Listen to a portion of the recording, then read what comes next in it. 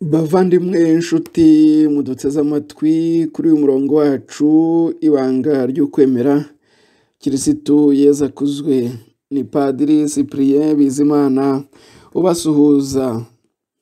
Dukomeje bya biganiro byacu ku musaserodoti mu bihe byose. Twatangiye kuvuga ku murimo wo gutagatifuza Padiri ashinzwe.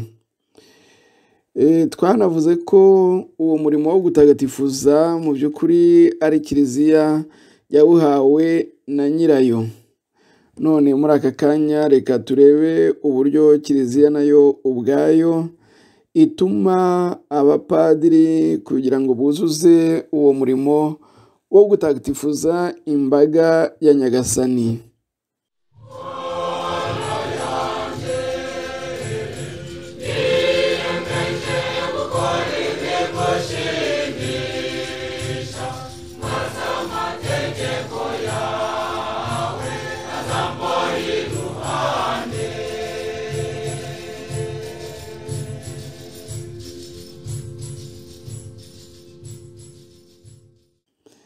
Padiri rero atagatifuza mu izina rya kirisitu atumwe nyine na Kiliziya. Padiri yaramburiweho ibiganza n'umwepiskopi mu izina rya Yezu na Kiliziya ye. Yasizwe amavuta y'ubutore butagatifu. Batisimu yamugize umwana w'Imana, ugukomezwa kumugira umukirisitu ukuze ushobora guhamya ukwemera. Ukarisitiya yo imuha gusanga Yezu kirisitu buri munsi no gusangira nawe no gusabana nawe, maze ubuzima bwa kirisitu bugatembera mu mateka ya Padiri uri imbere y'imbaga agomba gutagatifuza. Ayo masakaramentu yose yasusurukije Padiri, none ubusaserodoti bwa gihereza bumuhaye guserukira ikoraniro ryose akora imirimo mitagatifu. Padiri yahawe atyo ububasha n'ubushobozi. Ahereza igitambo gitagatifu asabira isi gusabana n'Imana. Padiri atura igitambo gitagatifu, ariko mu by'ukuri si we. Ni kirisitu ubwe ubyikorera amwifashishije gusa. Nuko kirisitu yabishatse, yemera ko abana b'abantu basangira nawe bagakomeza ubusaserodoti bwa gihereza muri iyi si, batagatifuza rubanda uko amasekuruza agenda asimburana, kuzageza igihe we ubwe azagarukira akagarukana ikuzo, aje gucira imanza abazaba bakiriho n'abazaba barapfuye. Kimwe mu byatumye Yezu ashaka byanze bikunze gusangiza ubusaserodoti bwa gihereza abana b'abanyantege nke, kwari ukugira ngo umurimo wo gutagatifuza abantu bose bemera uzabe n'uwo kubasukura umunsi ku munsi, kugira ngo bakere kuzinjirana na Yezu mu ijuru umunsi yagarutse aje gusoza ibihe n'amateka. Hamwe n'abo ashinzwe, Padiri yitegura ukuza kwa Nyagasani Yezu yisukura mu mutima. Ni nako asukura abasangirangendo be ku bw'isakaramentu ry'imbabazi yitabira gutanga. Ni iryo sakaramentu atanga atiganyira, akagarurira ihumure abahungabanyijwe n'ibyaha byose biterwa ahanini n'intege nke za kamere muntu yasandaye kuva ku cyaha cy'inkomoko. Bamwe rero bakunze kugira ingingimira bibaza ukuntu umunyabyaha nkabo yatagatifuza abandi bantu. Nibyo koko Yesu Kirisitu we musaserdoti mukuru niwe utarangwaho icyaha na kimwe. Abandi twese twavukanye icyaha kubw'icyaha tuzi cy'inkomoko, twavukanye icyaha twese kandi gikomeza kutwototera buri munsi. Buri wese agahora arwana yicuza kuzageza igihe azapfira. Kirisitu we musaserdoti mukuru niwe uhuza Imana n'abantu. Ni Kirisitu ubwe uhuza Imana n'abantu, niwe musaserdoti mukuru. Uko tubizi niwe wenyine uhuza Imana n'abantu ku buryo buturenze. We ubwe akoresha bamwe mu bantu agatagatifuza abandi bose bashaka kumugana. Mutagatifu Agusitini yemeraga cyane ko twese turi abanyabyaha, ku buryo uwo Yezu atoreye ubusaserdoti adashobora guhinduka umumarayika. Nicyo cyatumaga uwo mutagatifu w'icyatwa yigisha ko Kirisitu ubwe akorera mu musaserdoti uko yaba agoronzoye kose. Agusitini yagize ati, iyo Petero abatije ni Kirisitu ubwe uba ubatije, n'iyo Yuda Isikariyote abatije ni Kirisitu ubwe uba abatije. Murumva ko rero Yezu Kirisitu akoresha abantu b'abanyabyaha kugira ngo atagatifuze abandi, ariko nyine abatora kugira ngo batagatifuze abandi nabo ngabo bagenda batagatifuzwa ntabwo bishimira kwiturira mu cyaha, ahubwo nk'uko twabivuze buri wese ahora atakamba ngo Nyagasani amubabarire, amuhe imbaraga zo gutsinda, kandi n'ibyaha bye akabimenya akabyicuza nta buryarya. Umusaserdoti rero ntabwo ashobora guhinduka umumarayika, cyokora ni umunyabyaha wiyizi, uzi intege nke ze, akarwana akihatira kubera abandi urugero, akirinda kubagusha. Ntawamusaba kuba umumarayika, ibyo byo ntibishoboka na gato rwose. Iyo padiri akora umurimo we wo gutagatifuza, abantu babona uburyo buboneye bwo gushyikirana n'Imana bayitura igitambo kiyinyura. Kuva igihe Imana ihishuriye abantu umugambi mwiza wo kubarokora urupfu, ntibahwemye kugira inyota yo gushyikirana nayo, ndetse bakunze kuyitura ibitambo bigaragara. Turibuka igitambo cya Aburahamu. Tumwibuke igihe afashe umuhungu we w'ikinege Izaki agiye kumuturaho igitambo gitwikwa. Aho hagaragariye ukumvira n'ukwiyoroshya bihanitse imbere y'Imana y'ukuri ya Isiraheli. Ntidutinde gusa ku matwara ya Aburahamu, tunazirikane ukuntu Uhoraho Imana yahagobotse ikereka Aburahamu imfizi y'intama. Iyo mfizi y'intama niyo Aburahamu yatuyeho igitambo aho kwica umwana we w'ikinege. Kuva icyo gihe ibitambo bisesa amaraso y'abantu byatangiye kurorera muri ako gace kose. Igitambo kimwe rukumbi nicyo isi yategereje kugira ngo ironke ihumurizwa ryuzuye. Ni cya kindi Yezu yaturiye ku musaraba, aba umusaserdoti mukuru w'ibihe byose. Igitambo cye cyabaye isoko n'indunduro y'ibitambo bikuza Imana bikaronkera abantu bose umukiro. Igitambo Kirisitu yitanzeho ku musaraba nicyo isi yaronkeyemo umukiro nyawo. Ibaruwa yandikiwe Abahebureyi isobanura neza ubuherezabitambo buhanitse bwa Kirisitu wumviye Imana se kugeza ku ndunduro.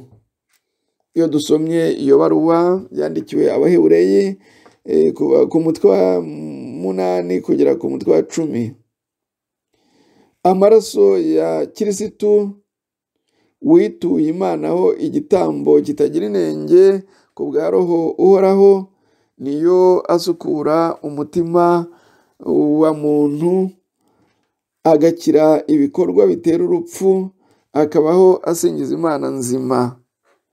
Kirisitu yituyeho igitambo asigira abantu nabo kwitangira itagatifuzwa ry'abavandimwe bose. Padiri atagatifuza akurikiza itegeko rya Kirisitu. Ku buryo bw'igitangaza gihanitse, Yezu Kirisitu bwe yabwiye intumwa ze ko zizahora zitura icyo gitambo kuri alitari ntagatifu.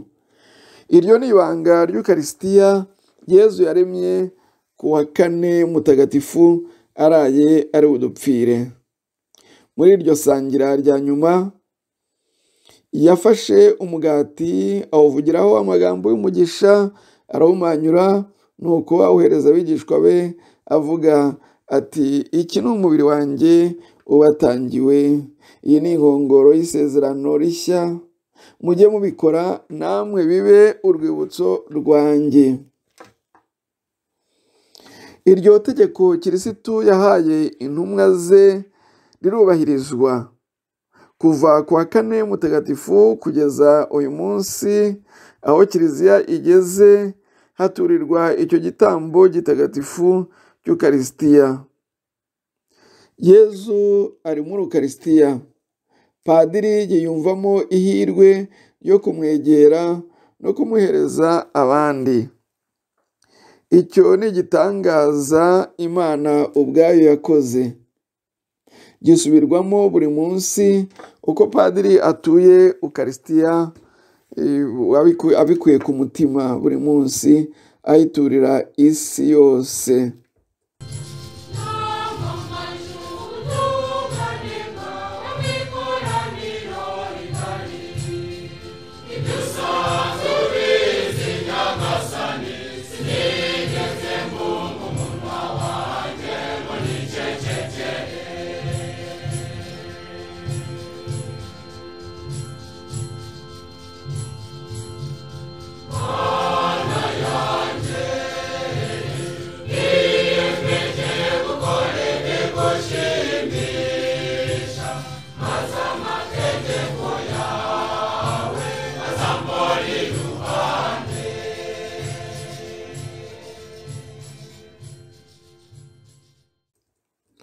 Ubwenge bwa muntu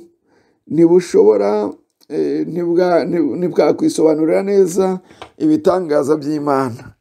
Gukunda Yezu Kirisitu, kuganira nawe mu kumwemera bishyitse, niyo nzira igeza ku bumenyi buhamye bw'ibye.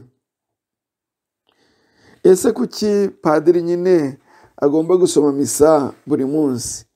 Reka twumve impamvu.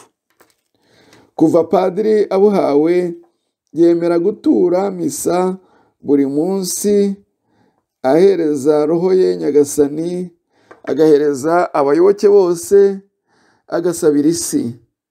Gusoma misa buri munsi ni imwe mu nshingano zikomeye Padiri yiyemeza kuzuza.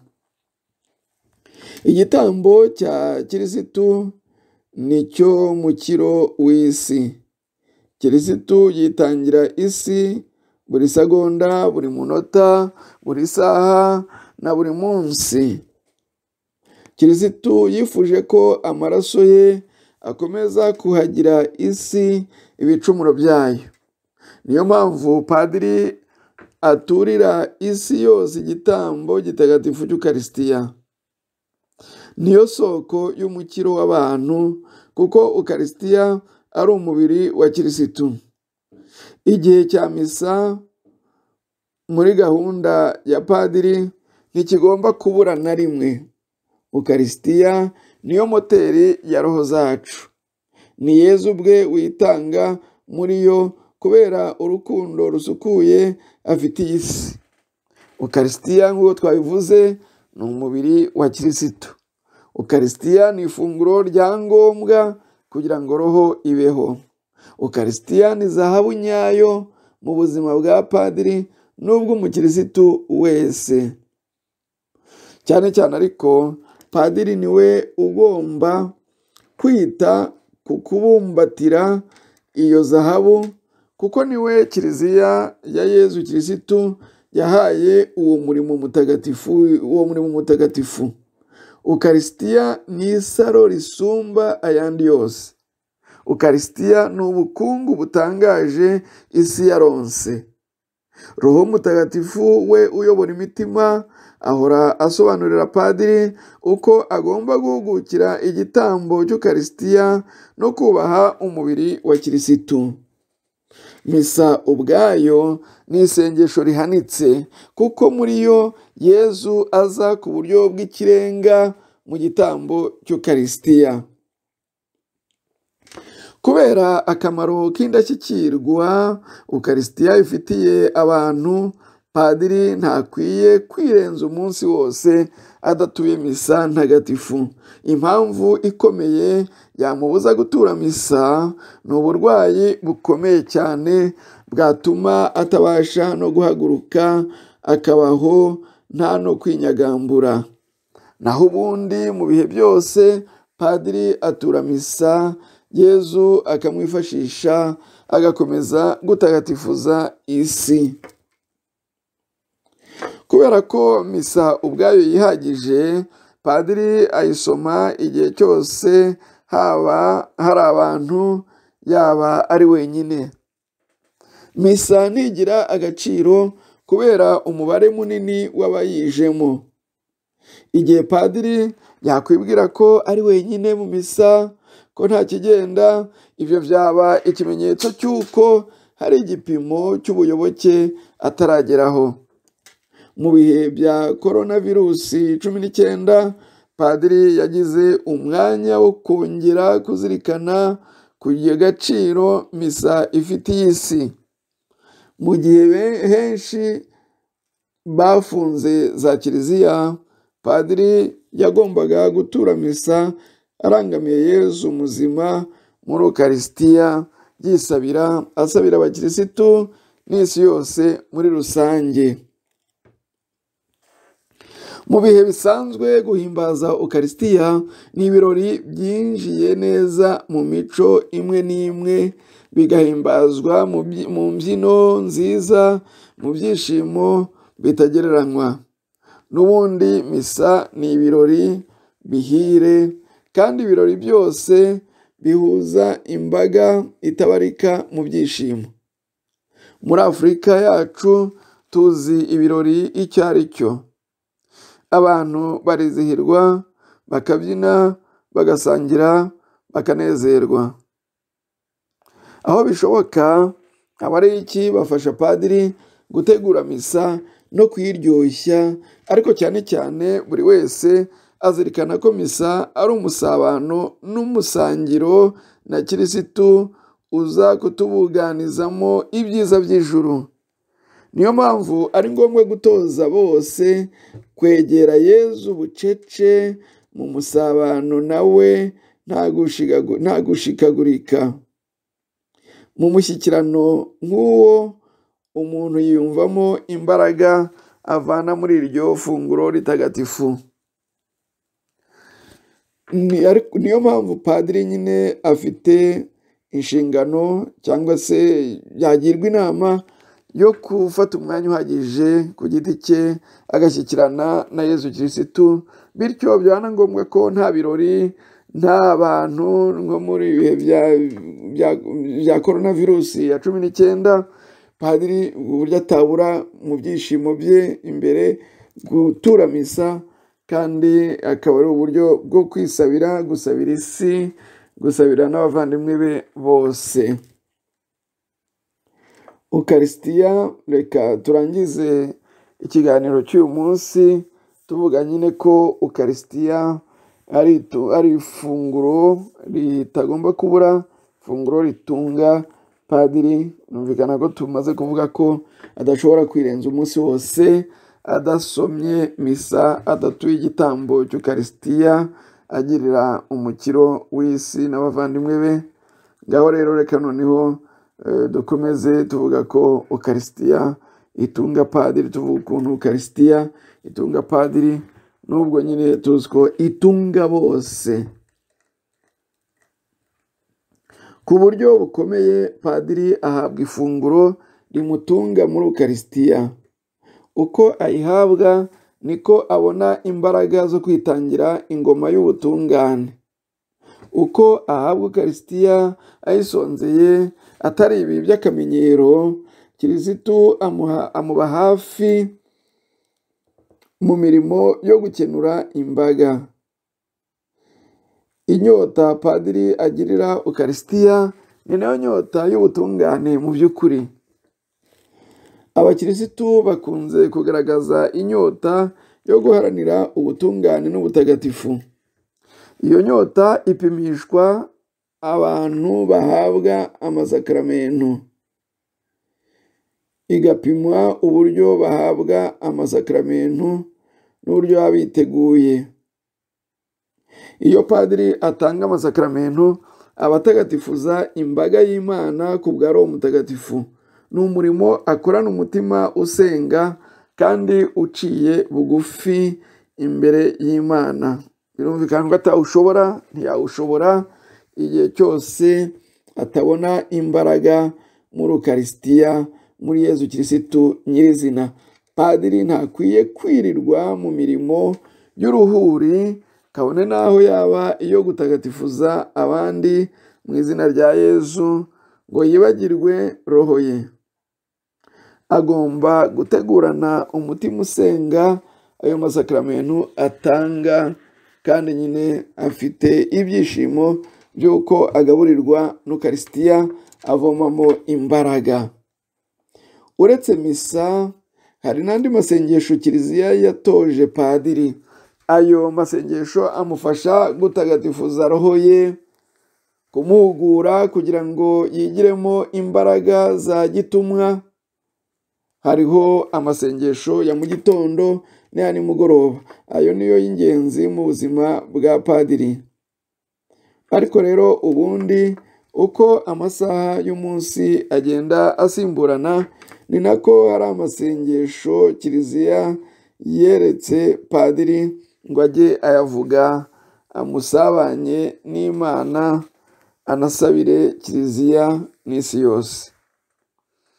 Padiri ntakwiye kuvuga ko yabuze umwanya w'isengesho nyamukuru, ari ryo ukarisitiya muri misa ntagatifu. Ntakwiye kubonera umwanya imirimo myinshi yindi, mu gihe uw'isoko y'imbaraga za roho yawurangaranye. Iyo mirimo yose yabuza padiri gutura misa ntagatifu, nayiharire abandi bayoboke ba kirisitu mu ngabire nyinshi zinyuranye Roho Mutagatifu yabuganije mu bayoboke be. Bavandimwe, nyine twumvise uburyo padiri akora umurimo wo gutagatifuza nyine atumwe na kiliziya, ko kiliziya niyo yahawe ubwo butumwa, noneho rero nayo igahindukira igatuma umwana wayo witwa padiri akajya gutagatifuza imbaga. Bavandimwe, reka tube dusubikiye aha ngaha, tuzasubira ubutaha. Mubana na Yezu Kirisitu na Bikira Mariya, mugire umugisha wa Nyagasani. Mwari kumwe na Padiri Cyprien Bizimana.